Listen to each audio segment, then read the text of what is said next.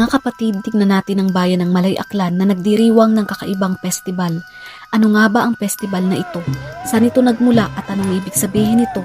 Sino ang niluluwalhati ng festival na ito? Ang Yawa-Yawa Festival ay isang kakaibang kaugalian ng mga tao doon na pinagsama-samang kasaysayan, kultura at pananampalataya na ipinagdiriwang tuwing December 28.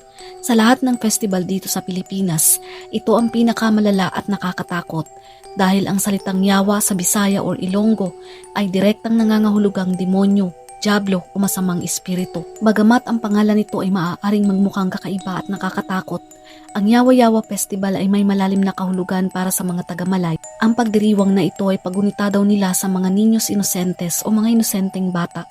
Ang mga walang sala na sanggol na pinapaslang sa utos ni Haring Herodes ayon sa kwento sa Biblia. Kahit na nga nakakatakot ang pangalan ng festival na ito at maging ang mga costume na kanilang isinusuot ay ipinagpapatuloy pa rin nila ang tradisyong ito.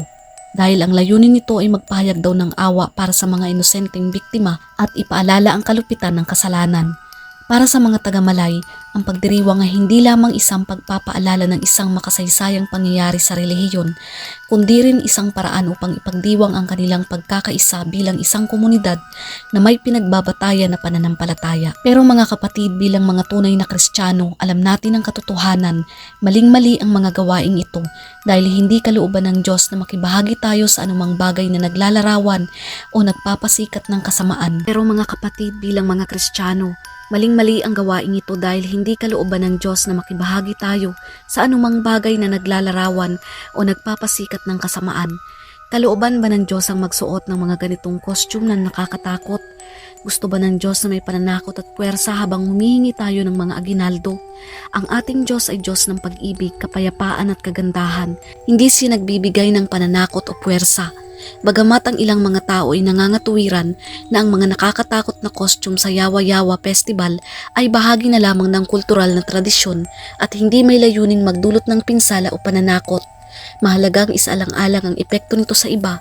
Isipin kung ano ang mararamdaman ng iba kapag nakakita sila ng mga nakakatakot na costume at ganitong kaugalian ng pagdiriwang. Ang mga bata ay madaling matakot dahil hindi pa nila ganap na nauunawaan na ito ay costume lamang. Gayon din ang mga taong madaling maapektuhan ng emosyon. Ang Diyos ay nagtuturo sa atin ng paggalang sa kapwa at hindi tayo dapat gumawa ng mga bagay na magdudulot ng takot o sakit sa kanila. Kahit na para sa atin ay normal lamang ito o bahagi lamang ng tradisyon. Sabi sa Efeso 5 verse 10-11, sikapin ninyong matutunan kung ano ang kalugod-lugod sa Panginoon.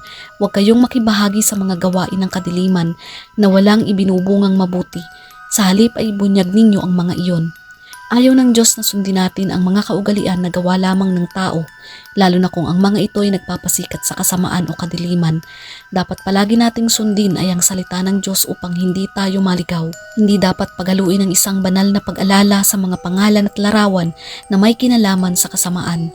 Sabi nga sa 1 Corinto 10 verse 21, hindi ninyo maiinom ang kopa ng Panginoon at ang kopa ng mga demonyo. Hindi rin kayo makakalahok sa hapunan ng Panginoon at sa hapunan ng mga demonyo.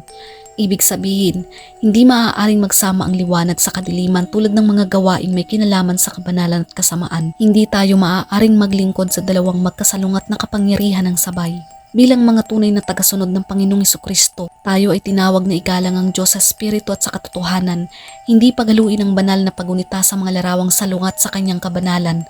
Ang Pilipinas ay isang bansang Kristiyano na may mahigit 90% ng mga taong tagasunod ng Panginoong Hesus at hindi na dapat magdiwang ng mga bagay na may kaugnayan sa demonyo at kasamaan. Bilang isang bansang Kristiyano, ang tunay na diwa ng ating pagdiriwang ay dapat na sumasalamin sa ating pananampalataya sa Diyos. Tayo ay tinatawagan na magdiwang kay Kristo at sa kanyang pag-ibig, awa at kaligtasan at hindi magbigay ng pansin o papuri sa anumang bagay na salungat sa kanyang kabanalan at magtulak pa sa atin na lumayo sa katotohanan.